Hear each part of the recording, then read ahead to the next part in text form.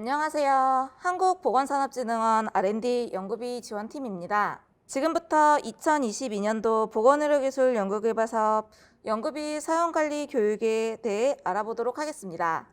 자, 그럼 먼저 연구협약 및 관리에 대해서 알아보도록 하겠습니다. 국가연구개발사업이란 중앙행정기관이 법령에 근거하여 연구개발을 지원하는 사업이며 기획과 공고를 시작으로 협약과 연구비 지급, 연구비 정산으로 이어집니다. 오늘 교육은 연구자분들이 연구비 집행관리 등 협약 정산 업무에 대한 이해를 도모하여 보다 쉽게 수행할 수 있게 하고 자율적이고 책임있는 연구비 문화를 확립하여 투명한 연구비 집행을 유도하기 위함입니다. 관련 근거로는 법률로 정한 국가연구개발혁신법과 동법, 시행령 및 시행규칙, 보건복지부 고시인 보건의료기술연구개발사업 운영관리 규정에 근거하고 있습니다. 협약 정산 프로세스는 크게 다음과 같습니다. 성전평가 등을 통해 지원이 확정되면 연구기관은 전문기관과 협약을 체결하고 연구비를 지원받아 연구를 수행합니다.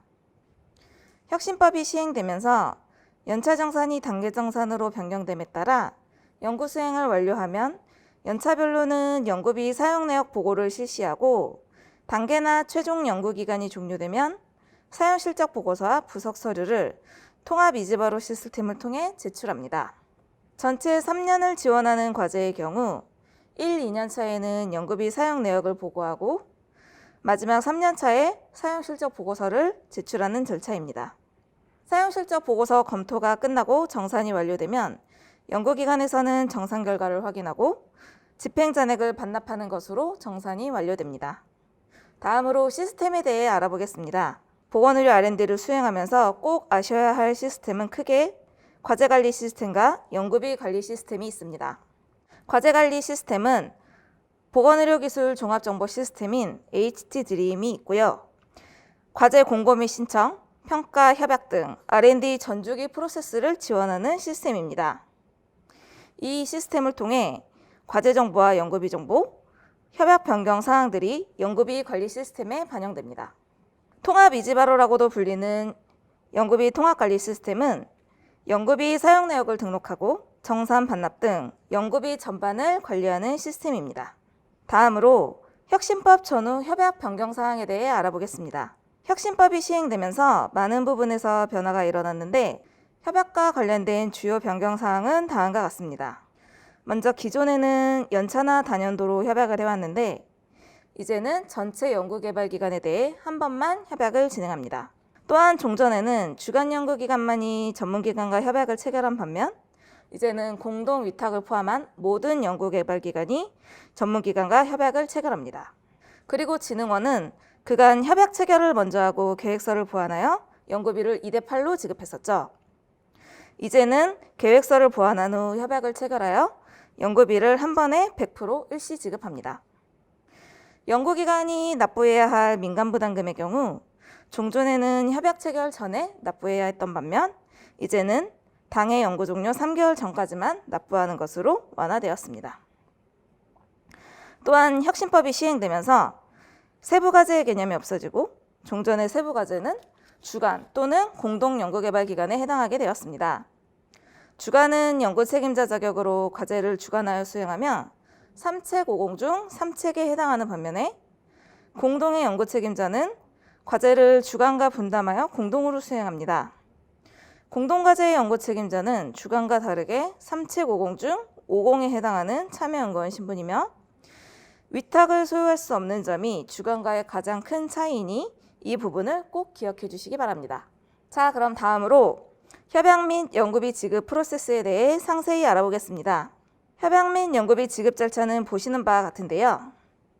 보건산업진흥원이 연구기관으로 지원 확정 통보를 하면 연구기관은 20일 이내에 계획서를 보완하고 진흥원과 협약을 체결합니다. 협약 체결 후 연구기관은 연구비를 지급받을 수 있는데요. 연구비 지급은 통합 이지바로를 통해 지급됩니다.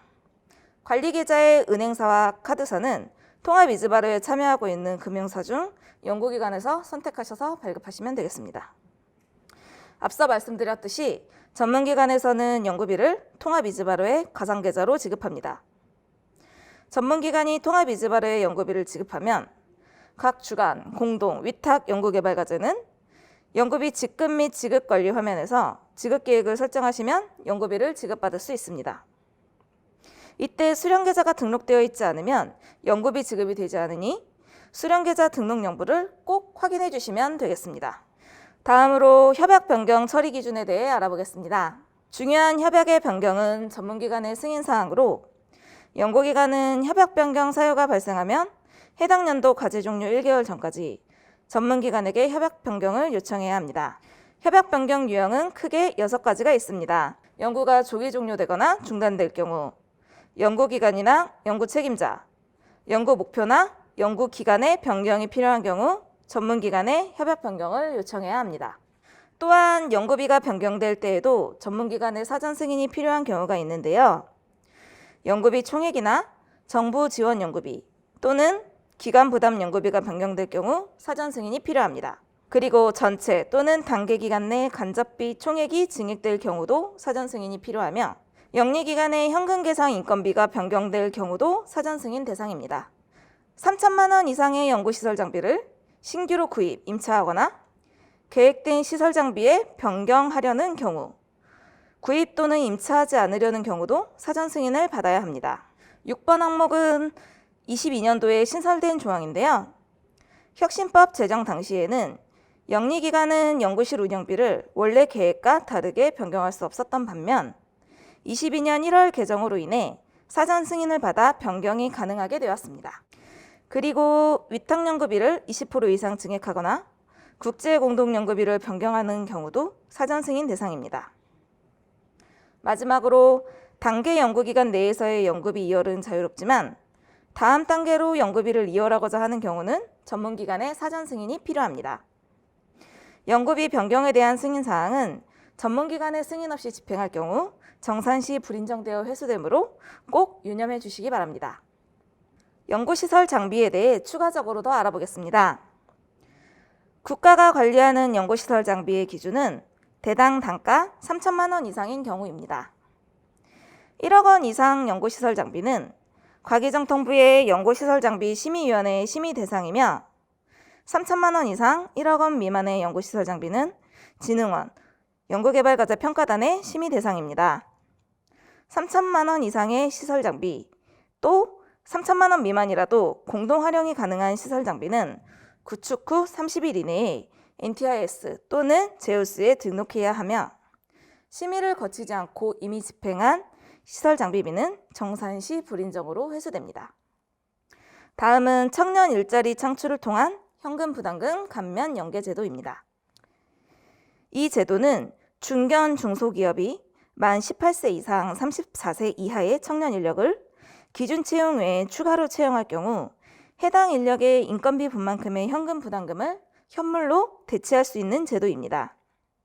이 제도는 희망기간에 한해 신청이 가능하지만 해당 인력은 1년 이상 고용 유지하여야 하며 인건비 집행액이 감액분에 미치지 못하면 정산시 차액을 반납해야 하니 희망기간은 협약 시 안내받은 자료를 확인해 주시기 바랍니다. 이상으로 연구 협약 및 관리에 대해 알아보았습니다. 다음으로 연구비 정산 파트입니다.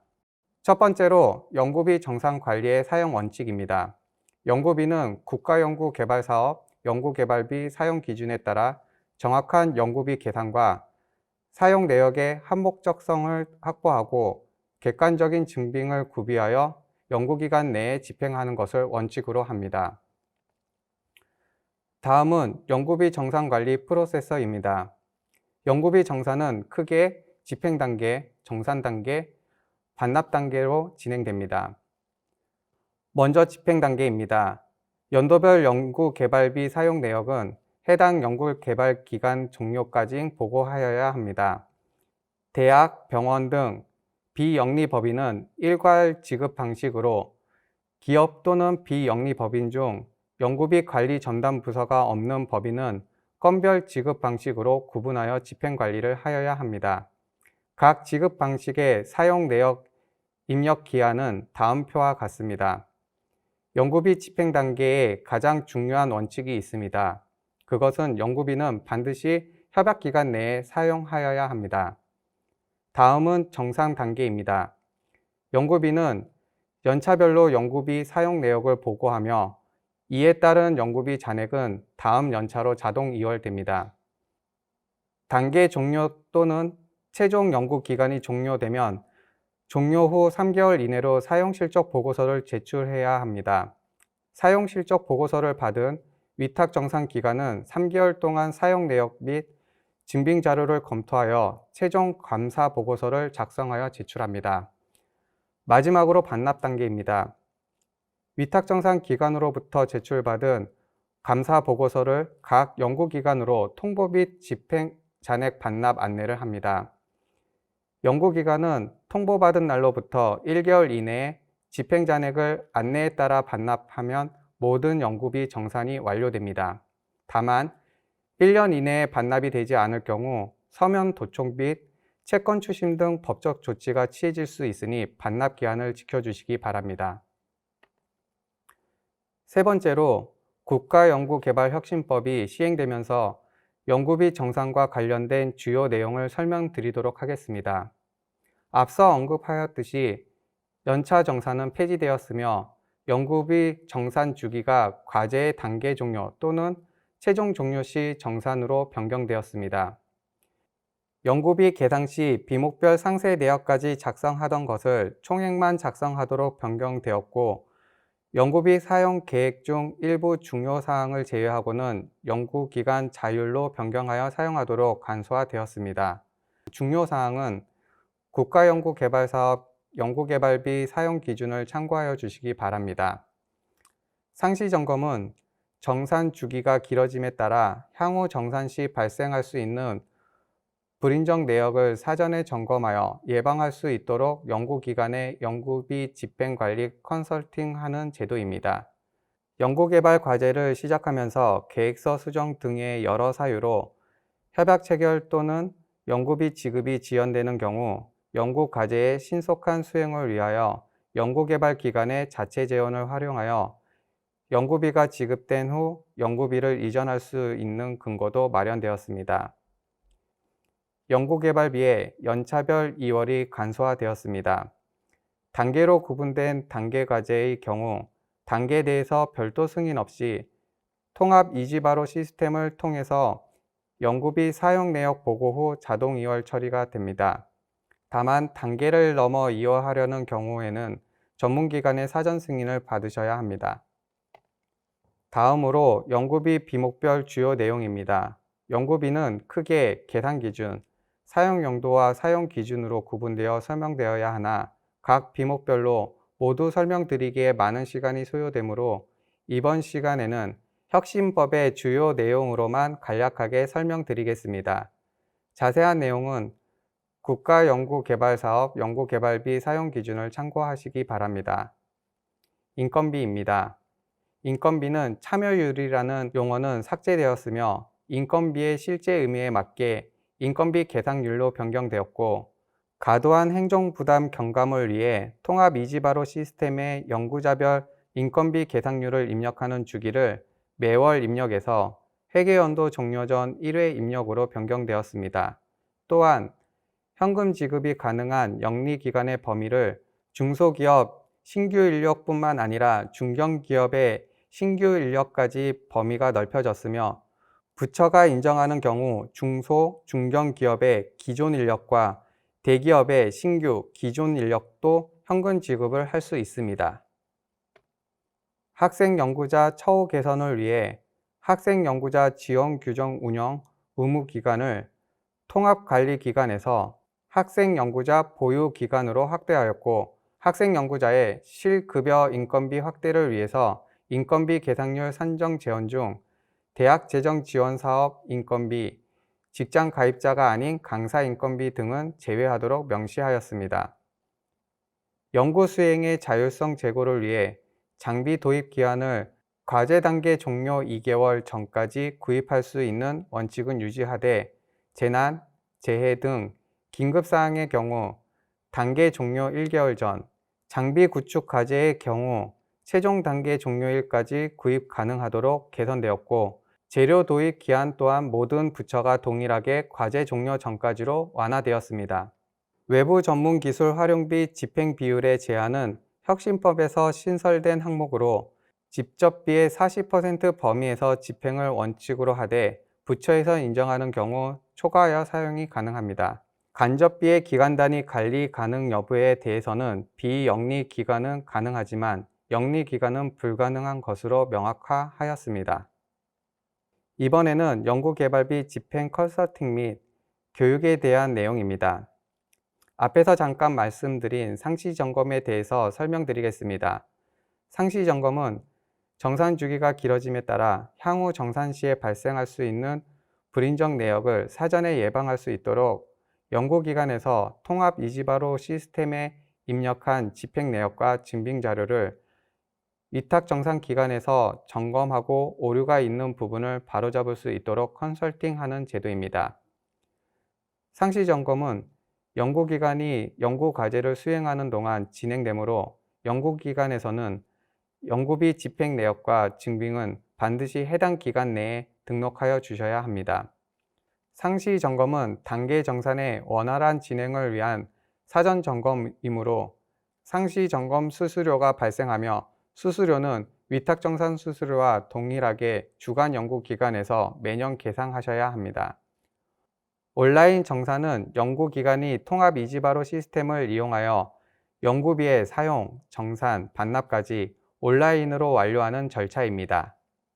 연구 책임자의 연구비 교육 활성화에 대해서 말씀드리겠습니다. 연구비 사용에 대한 연구 책임자의 책임감 및 윤리의식 고취를 위해 연구비 사용 교육을 주관을 포함하여 모든 연구 책임자, 즉 주관, 공동, 위탁, 연구 책임자 분께서는 연구 개시 후 3개월 이내에 연구비 사용 교육을 이수하여야 하는데요. 연구 책임자 분께서는 연 1회 이상 HT 드림을 통하여 연구비 사용 교육을 필수 이수하셔서 투명한 연구 집행을 위해 노력하여 주시기 바랍니다. 마지막으로 연구비 윤리의식입니다. 연구자는 정직하고 성실한 태도로 책임 있는 연구를 수행하기 위해 윤리적 원칙과 행동 양식을 가져야 합니다. 또한 연구 책임자는 올바른 연구 윤리 확보를 위해 연구비 사용 기준 등을 준수하여 주시고 연구시설 장비에 대해서도 바람직하고 책임 있는 구매 관리를 전 과정에서 장비 윤리를 준수하여 집행하여야 합니다. 이를 위반할 경우 최대 10년 범위의 참여 제한 또는 연구개발비 5배 범위의 제재 부과금이 부여될 수 있음을 유념하여 주시기 바랍니다. 혹시 보건의료 R&D 과제를 수행하면서 연구비 집행의 문제를 발견할 경우 HD드림 홈페이지 하단 클린신고센터나 국민권익위의 복지보조금 부정수급 신고센터를 통해 신고할 수 있습니다. 국민권익위원회에 있는 복지보조금 부정수급 신고센터에 신고하는 경우 최대 30억 원의 보상이나 최대 2억 원의 포상을 받을 수 있으며 특히 신고자와 신고 사실을 매우 엄격하게 보호하고 있습니다. 관련 보도자료를 참고해 주세요. 이상 연구비 정산 교육을 마치도록 하겠습니다. 감사합니다. 한국보건산업진흥원과 식약처 과제 정산을 담당하고 있는 도원회계 법인입니다. 지금부터는 연구비 사용과 관련한 주요 Q&A 사항들을 국가연구개발사업 연구개발비 사용 기준에 따른 공통기준과 항목별 순서대로 살펴보도록 하겠습니다. 먼저 공통계산 기준과 관련된 내용입니다. 첫 번째 질문 보겠습니다. 연구개발 계획서에 명시하지 않은 물품을 구매할 수 있나요? 특정 아이템에 대해서 연구개발비 사용 가능 여부를 판단하기 어려운 경우에 어떻게 하면 될까요? 네, 혁신법 시행 이후에 21년에 연구비 협약을 많이 진행을 해보셨기 때문에 연구기관들이 많이 알고 계시는 사항인데요. 혁신법 하에서의 연구개발 계획서 양식은 항목별로 총액만 기입하도록 하고 개별 물품이나 용역을 명시하도록 되어 있지 않습니다. 대부분의 연구개발 과제가 단연도에 걸쳐서 이루어지고 연구 상황 동안 많이 변화하기 때문에 협약 시점에 연구개발비를 예측하기 어렵기 때문인데요. 때문에 혁신법은 연구와 관련해서 어떤 연구개발비를 사용할 것인지에 대한 결정을 연구개발기관에서 연구개발기간 중에 자유롭게 하도록 하고 있습니다. 다만 사용하고자 하는 비용이 연구 수행과 직접 관련된 비용인지, 연구 목적에 부합하는 비용인지 등에 대한 소명 책임이 연구 기관에 있는 만큼 책임성을 가지고 사용하셔야 하고, 연구 수행과 무관하거나 과도한 집행을 했을 경우에는 연구비 사용액이 인정되지 않을 수 있으므로 유의하셔야 할 것 같습니다. 대부분의 비용을 해박스에 기재하지 않고 사용할 수 있는 반면 해박스에 기재하셔야 되는 경우가 두 가지 있는데요. 첫 번째는 3천만 원 이상 연구시설 장비의 구입과 임차하는 경우, 두 번째는 영리기관의 연구실 운영 경비를 사용하는 경우이므로 이 두 가지 경우의 해박 시점에 주의하시면 되겠습니다. 네, 품목에 대한 결정을 자유롭게 할 수 있지만 여전히 연구개발 기관에서 특정 아이템을 집행하실 때 연구비로 집행이 가능한지 판단하기 어려우신 경우가 있으신데요. 이러한 경우에 규정과 관련된 내용이라면 회계법인에 언제든 문의를 주시기 바라고, 과제와의 관련성이나 연구 목적에 부합하는지 등에 대한 판단이 어려우신 경우가 있으면 연구개발과제 수행기관의 책임부서에 문의하시고, 수행기관의 책임부서는 전문기관과 논의하실 수 있을 것 같습니다. 두 번째 질문입니다. 당 연구기관의 경우에 당월급여에 대한 지급을 2월 10일 날 하고 있습니다. 12월 31일에 과제가 최종 종료되는데 12월에 대한 급여가 차년도 1월 10일 지급될 경우에 연구 종료 이후인 1월에 사업비 집행이 가능할까요? 연구수당의 경우에 과제 종료 이후 집행이 가능한가요? 네, 연구비는 총 연구개발 기간 단계로 구분된 과제의 경우에는 단계 기간 내에 사용하는 것이 원칙으로 보시면 되는데요. 일부 비용은 연구개발기간 종료일 이후부터 사용실적 보고일까지 집행이 가능하도록 하고 있습니다. 질문에서 12월 급여는 연구개발기간 종료월의 급여로 연구개발기간 종료 이전에 지출 원인 행위가 발생하였다고 볼 수 있으므로 종료일 이후에 집행하는 것이 가능하며, 연구수당의 경우도 마찬가지로 원인 행위가 연구개발 기간 동안 발생한 비용으로 보면 사용실적 보고일까지 사용이 가능한 것으로 연구개발비 사용기준 공통인정기준에 열거되어 있는 사항입니다.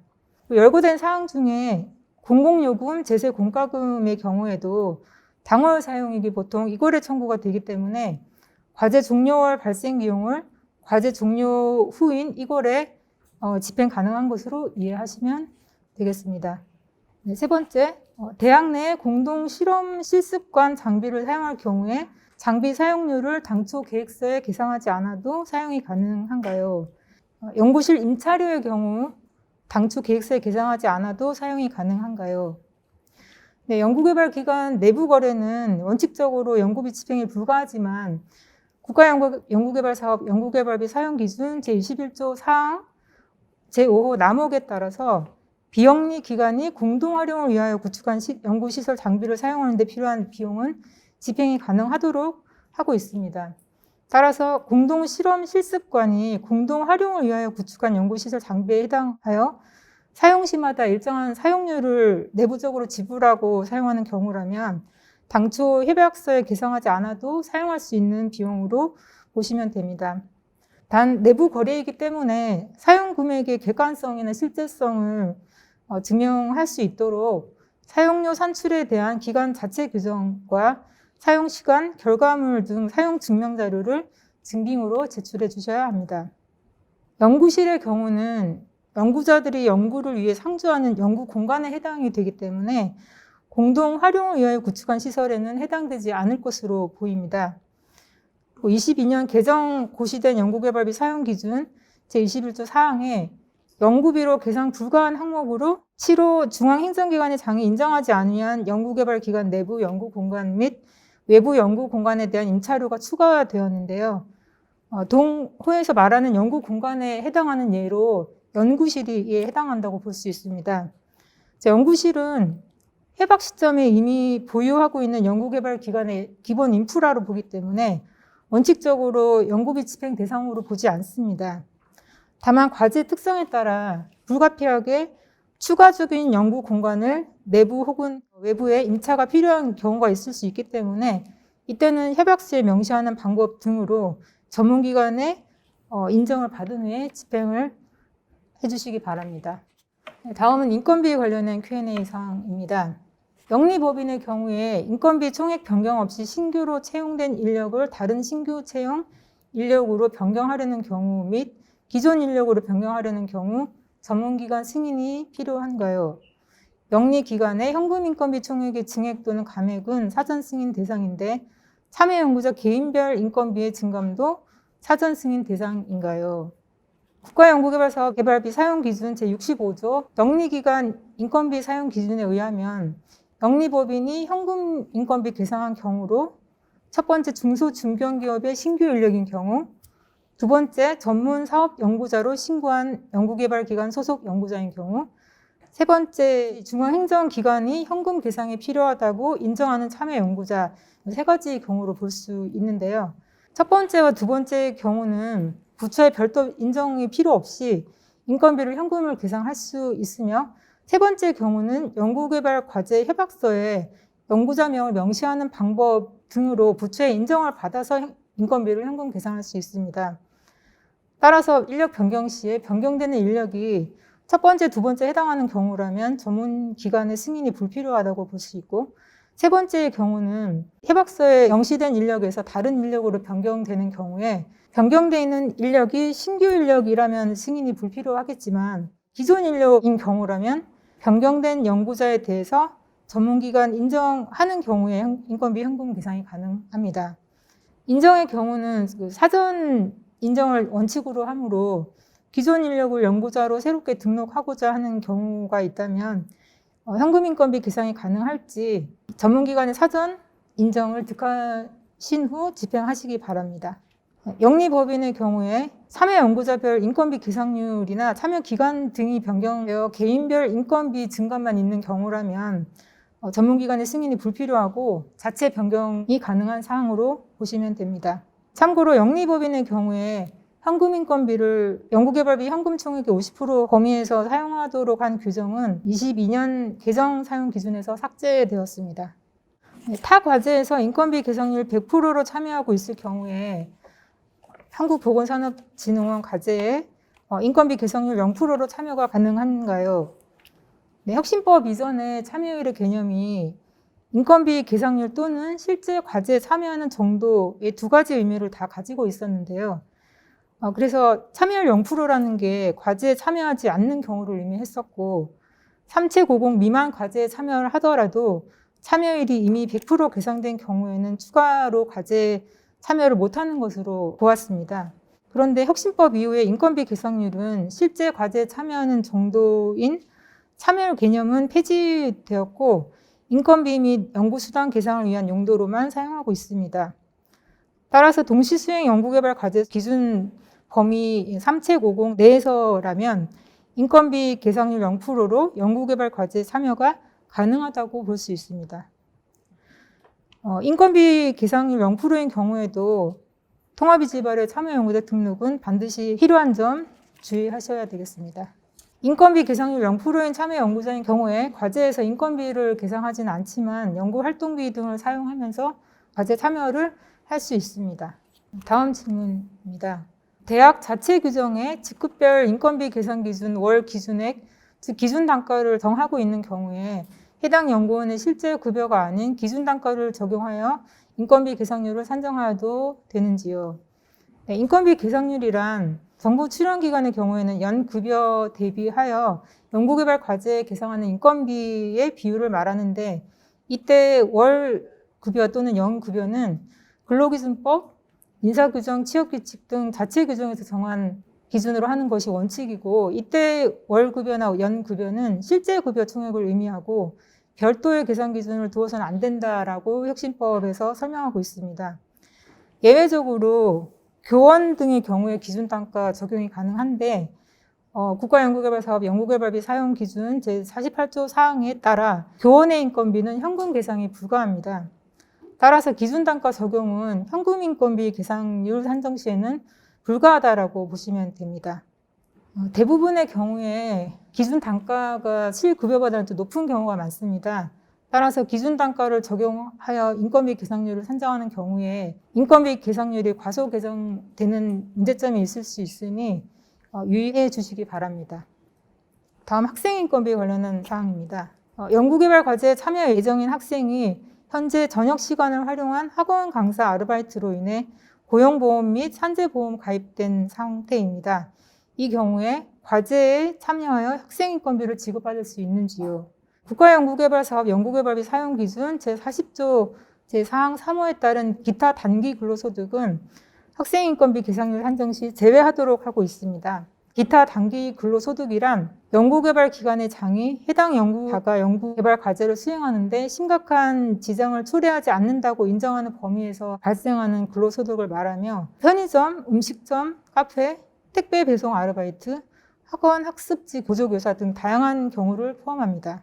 따라서 학원 강사 아르바이트가 연구개발 기관의 장이 해당 연구자가 연구를 수행하는데 심각한 지장을 초래하지 않는다고 인정하는 범위라면 학생인건비 지급이 가능할 것으로 보입니다.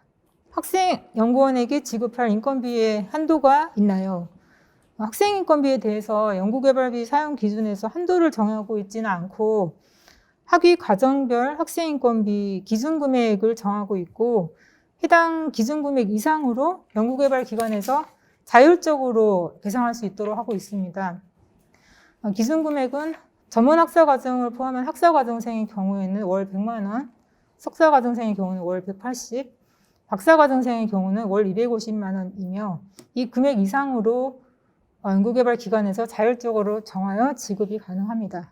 참고로 박사 후 과정생의 경우는 학생인건비 지급을 하지 않고 연구개발 기관과 근로계약을 하신 후에 내부인건비로 지급하시고 집행해 주시기 바랍니다. 다음은 연구시설 장비비 및 연구재료비에 대한 질문 보도록 하겠습니다. 연구개발비 사용 기준에 의하면 3천만 원 이상인 연구시설 장비비의 경우에 전문기관 사전 승인이 필요한데 사전 승인 대상인 3천만 원 기준이 건당 기준인지 총액 기준인지요. 영리법인의 경우에 부가세를 연구비로 집행하지 않는데 3천만 원 이상 여부 결정 시에 부가세를 포함하여야 하는지요. 전문기관의 사전 승인을 받고 집행하여야 하는 연구시설 장비비는 품목별 기준, 즉 건당 기준으로 보시면 되고요. 3천만 원 이상인 경우 부가가치세 및 구입 및 설치에 필요한 부대 비용을 모두 포함한 금액입니다. 따라서 영리법인의 경우에 부가세를 제외한 금액으로 연구비를 집행하시기 때문에 집행금액 자체는 3천만 원 미만인 경우에도 사전 승인 대상이 될 수가 있습니다. 따라서 유의하시기 바라고요. 그리고 부가가치세 및 설치 부대 비용을 제외하였을 경우 3천만 원 미만이어서 사전 승인을 득하지 않고 집행한 경우에 연구비 회수 대상이 될 수 있으므로 유의하시기 바랍니다. 과제 최종 또는 단계 종료월에 연구활동비 잔액이 남아서 연구재료비로 예산 변경하여 연구재료를 구매할 수 있을까요? 연구재료비의 경우 사용 기준에서는 과제 최종 또는 단계 종료 전까지 구매 가능하도록 하고 있습니다. 그리고 연구활동비에서 연구재료비로 항목 변경하는 것 또한 승인사항이 아니므로 종료월에 예산을 변경해서 재료비로 집행하시는 것은 원칙적으로 가능한 사항입니다. 다만 재료를 구입하여 실제로 과제에 투입이 된 경우에만 과제비로 집행이 가능하므로 실제 투입 계획이 없는데 연구비 잔액 소진 목적으로 구입한 재료는 연구비로 집행해서는 안 됩니다. 연구기간 종료 임박해서 과다하게 구입한 재료가 있다면 과제에 실제로 사용된 내역에 대해서 확인 요청을 할 수 있으므로 주의해서 집행해 주셔야 합니다. 연구활동비에 관한 Q&A 사항입니다. 중앙행정기관이 인정하는 경우에 직접비의 40%를 초과하여 외부 전문기술 활용비 사용이 허용되는데 인정의 방법이 무엇인지요? 40%라 함은 직접비 예산액의 40% 범위 내인지 집행액의 40% 범위 내인지요? 연구개발기관의 장은 외부 전문기술 활용비를 직접비의 40% 범위에서 사용하셔야 되는데 연구개발비 사용기준 제25조 제2항 단서에 따라 중앙행정기관의 장이 연구개발 과제의 특성을 감안하여 필요하다고 인정하는 경우에는 40%를 초과하여 사용할 수 있으며 이때 인정의 방법은 다양한 방법이 있습니다. 외부 전문기술 활용비는 기술 도입비, 전문가 활용비, 연구개발 서비스 활용비 세 가지 용도로 사용이 되는데 보건의료 기술 개발 사업의 특성상 시험 분석 검사, 임상 시험비, 즉 연구개발 서비스 활용비에 많은 연구비를 사용하게 됩니다. 따라서 수정계획서에 계상하여 사용하거나 수정계획서에 미계상한 경우에는 사용실적 보고일까지 전문기관의 공문으로 보고하여 인정된 경우에만 정산시에 인정이 된다라고 이해하시면 되겠습니다. 보고 내용이 해당 과제의 특성이나 목적에 부합하지 않을 경우에는 인정이 되지 않고 반려가 가능한 점 참고하시기 바랍니다. 직접비의 40%라 함은 현물을 포함한 직접비 해박금액의 40% 범위 내를 의미합니다. 영리기관의 경우에 연구활동비 중 연구실 운영비를 해박시에 기재하지 않은 경우 사용이 불가한가요? 영리기관의 연구실 운영비의 경우에 연구 수행 중 전문기관 사전 승인을 통해서 계획 변경을 한 후에 사용 가능하도록 22년 개정 연구개발비 사용 기준이 변경되었습니다. 21년 연구개발비 사용 기준에 의하면 해박 시 별지 사후 서식 제출 시에만 계상할 수 있도록 하고 있었는데 해박이 단계 또는 총 연구기관 단위로 이루어지므로 해박 시에 누락하면 과제 종료 시까지 쓸 수 없는 문제가 있었습니다. 때문에 해박 시점에 계획하지 않았더라도 연구 수행 중 연구실 운영비 사용이 불가피한 경우가 있다면 전문기관의 사전 승인을 통해 계획을 변경한 후에 사용하시기 바랍니다. 사전 승인을 득하기 전에 기집행된 금액이 있다면 연구비로 인정되지 않습니다. 영리법인이 노트북, PC 등을 연구시설 장비비에 해당한다고 보고 집행한 경우에 영리기관의 연구실 운영비 활용 관리 계획을 제출하지 않아도 집행이 가능한가요? 노트북, PC 등은 일반적으로 사무용 기기에 해당된다고 판단이 되므로 연구시설 장비비가 아닌 연구활동비에 해당합니다. 따라서 참여 연구자가 사용할 용도로 구입한 노트북 PC는 해박 체결 당시에 영리기관의 연구실 운영비 활용 관리 계획에 따라 작성하여 연구개발 계획서에 첨부한 경우만 사용할 수 있습니다. 용도는 사무용 기기의 용도로 사용을 하지만 연구시설 장비비로 집행하였다고 해서 장비비로 인정되는 것은 아닌 점 유의하셔야 합니다. 그런데 노트북 PC 등이 일반 기본 사양의 컴퓨터가 아닌 고사양의 특수 목적용 컴퓨터이고 연구 장비 용도로 사용하는 것으로 소명이 가능한 경우라면 연구시설 장비비로 집행해야 합니다. 만약에 해당 컴퓨터가 3천만 원 이상인 경우는 관련 사항을 연구계획서에 명시하고 국가연구개발 시설 장비 관리 등에 관한 표준 지침에 따라 3천만 원 이상 1억 미만인 경우는 연구개발 과제 평가단, 1억 원 이상인 경우는 국가연구개발 시설 장비심의위원회의 승인을 받아야 합니다. 사무용 기기의 경우에 혁신법 이전에는 연구과제 종료일 2개월 전에 구입이 완료되었어야 됐는데요. 혁신법에서는 연구과제 종료일 이전까지 구매가 가능한가요?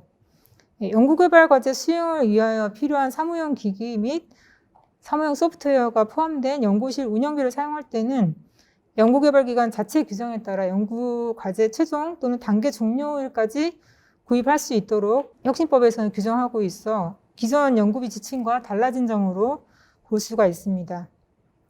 다만 영리기관의 경우에는 영리기관의 연구실 운영비 활용 및 관리 계획을 제출하셔야지 사용하실 수 있습니다. 코로나로 인해서 줌으로 화상회의를 하고 화상회의에 참여해 주신 분들과 식사를 못하니 식사비에 맞춰서 기프티콘 같은 선물을 구입해 드리는 것으로 회의비를 사용하는 것이 가능할까요? 회의비의 경우는 회의 참석자들이 회의 후에 식사한 실비용을 집행하시는 것으로 식사 등을 통해서 추가적인 정보 교류를 할 수 있기 때문에 허용되는 항목으로 보실 수 있는데요. 화상회의를 진행하셔서 실제로 식사를 하지 않은 경우 식대비에 해당하는 선물을 구입하여 연구비를 집행하는 것은 불가하다고 보시면 됩니다. 참고로 비대면 회의의 경우에 식비 허용이 완전히 불가한 것은 아닌데 비대면 회의 시에 식비가 직접 사용되었는지 확인할 수 있는 증명자료 제출 시에는 집행이 가능합니다. 증빙으로 회의 장면 캡처 자료와 외부 기관에 식사가 제공되었다면 제공된 사실을 확인할 수 있는 자료 등을 관련 회의록 등과 제출하여 확인이 가능한 경우에는 집행이 가능합니다. 코로나로 인해 온라인으로 진행한 교육이나 학회 등에 참여한 경우에 출장 정액 여비를 지급 가능한지 문의드립니다. 출장비의 경우는 실제로 출장지로 가는 경우 발생하는 교통비, 식비 등 실비를 충당하기 위해서 지급하는 것입니다. 그래서 온라인 교육에 참여했을 경우는 해당 실비가 발생한다고 보기 어렵기 때문에 출장비 집행은 어려울 것으로 보입니다. 현재 줌 화상회의 서비스 비용이 매월 14일 결제되고 있는데요. 12월 14일 마지막 결제를 진행하였는데 만약 12월 31일로 연구기간이 최종 종료된다면 사용기간이 내년을 일부 포함하게 되는데 사용기간 이후 비용이 연구비로 인정이 되는지요? 소프트웨어인 경우에 사용 계약기간이 연구기간을 초과하더라도 계약기간이 최소 단위임을 입증할 경우에 계산할 수 있는데요. 줌 서비스의 경우도 이에 준하여 집행이 가능할 것으로 보이므로 최소 결제 단위가 월 단위임이 입증될 경우에 연구기간 이후 기간이 일부 포함된 경우라도 사업비로 인정이 가능할 것으로 보입니다.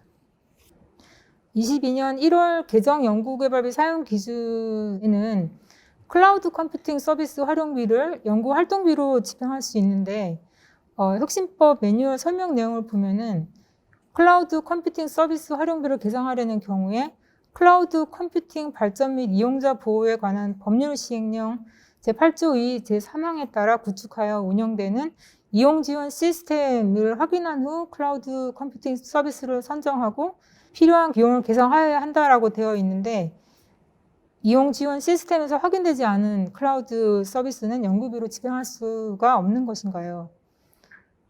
매뉴얼 설명 내용을 보면 법률에 따라 운영되는 이용 지원 시스템에서 다양한 서비스를 확인할 수 있으니 이를 확인해 보라는 권고적인 문구로 해석할 수 있을 것으로 보이며 해당 시스템에서 확인이 불가한 클라우드 서비스를 이용했을 경우에 사업비를 불인정 처리한다라는 제한적 문구는 아닌 것으로 판단됩니다. 이에 현재 연구개발 기관에서 사용하고 계시는 클라우드 서비스가 시스템 내에서 선정된 서비스가 아닐지라도 연구개발 과제 수행을 위해 필요한 클라우드 컴퓨팅 서비스 활용비인 경우 과제와 관련된 사용 용도를 소명하고 사용할 수 있을 것으로 보입니다. 다음 연구수단과 관련된 Q&A입니다. 참여 연구자가 2인 이상이었으나 연구개발 기간 중 중도 퇴직 등이 발생하여 참여 연구자가 1인이 된 경우 연구수당 예산을 1인에게 전액 지급이 가능한가요? 참여 연구자의 중도 퇴사 등으로 1인이 연구를 수행하게 된 경우라 해도 총 연구개발 기간 기준으로 2인 이상 참여 연구자가 연구를 수행했기 때문에 1인에게 지급 가능한 한도는 총 연구수당의 70%라고 보셔야 합니다. 단 참여 연구자가 해박 시점에 1인만 있었고 총 연구개발 기간 동안에 계속 1인만 참여한 과제인 경우라면 1인에게 100% 지급이 가능합니다. 인건비 계상률 0%로 연구과제에 참여하는 연구자에게 연구수당을 지급할 수 있나요? 인건비 계상률 0%인 경우도 과제 참여가 가능하다고 설명드렸는데요. 인건비 계상률 0%인 경우도 참여 연구자로 등록하여 연구개발 과제에 참여하였으므로 연구수당 지급 대상이 됩니다. 연구개발비 사용기준 제26조 연구수당 공통사용기준 사항에 따르면 연구개발 기관의 장은 참여 연구자 전부를 대상으로 하는 기여도 평가 등 연구수당 지급에 관한 합리적인 기준을 마련하여야 하고 그 기준에 따라 연구수당을 지급하여야 합니다. 혁신법 시행으로 정산은 최종 또는 단계 종료 시에 이루어지는데 단기간 연구개발비는 사전 승인 시 2월이 가능합니다. 이때 연구수당도 2월이 가능한가요? 연구수당 잔액은 다음 단계로 2월이 불가합니다. 국가연구개발혁신법에서 해당 단계의 연구개발비 중 현물을 제외한 직접비를 다음 단계의 연구개발비에 포함하여 사용하려는 경우에 전문기관 사전 승인을 받으면 다음 단계로 2월이 가능한데 이때 연구수당은 포함되지 않습니다. 연구수당은 증액이나 2월이 사전 승인 대상에 해당하지 않으므로 어떠한 경우에도 증액이나 2월이 불가한 것으로 이해하시면 될 것 같습니다. 다음은 간접비에 대한 Q&A 사항입니다. 연구개발 과제 결과로 개발된 제품을 사업화하기 위한 제품 브로셔 제작비 및 제품 홍보를 위한 홈페이지 제작비 등을 간접비로 집행할 수 있을까요? 또 전시회 참가비의 경우에 연구활동비에 해당하는지 간접비에 해당하는지요? 국가연구개발사업 연구개발 과제, 연구개발 성과인 제품 등을 홍보하거나 또는 사업화를 위한 비용은 간접비의 성과활용 지원비의 과학기술문화 확산에 관련된 과학문화 활동비에 해당하므로 직접비로 집행할 수가 없고 간접비로 집행할 수 있습니다. 전시회 참가 비용의 경우도 연구 수행과 직접적인 관련성이 있다면 활동비로 집행이 가능하지만 관련 전시회가 연구 수행과 관련성은 낮고 연구개발 과제 결과물 홍보를 위한 목적으로 참가하는 경우라면 직접비의 연구활동비가 아닌 간접비로 집행이 가능합니다. 네, 영리기관의 경우에 간접비를 당초 계획서에 인력 지원비, 연구 지원비, 성과활용 지원비를 세부적으로 산출하지 않은 경우에도 집행이 가능한가요? 네, 혁신법 이전에는 영리기관이 당초 계획서에 계상하지 않은 명목으로 집행한 간접비를 부당 집행액으로 간주하였는데요. 혁신법 이후에는 연구개발 계획서 작성 시 간접비도 총액만 기재하도록 하고 있기 때문에 영리기관도 간접비 총액 내에서 사용 용도 및 사용 기준을 준수하여 자율적으로 사용이 가능합니다. 네, 마지막 질문입니다. 연구실 폐기물 처리 비용은 연구환경 유지비로 사용이 가능한가요? 연구실 폐기물 처리비는 연구실 안전 관련 비용으로 간접비의 연구실 안전관리비로 집행해 주셔야 합니다. 네, 이상입니다.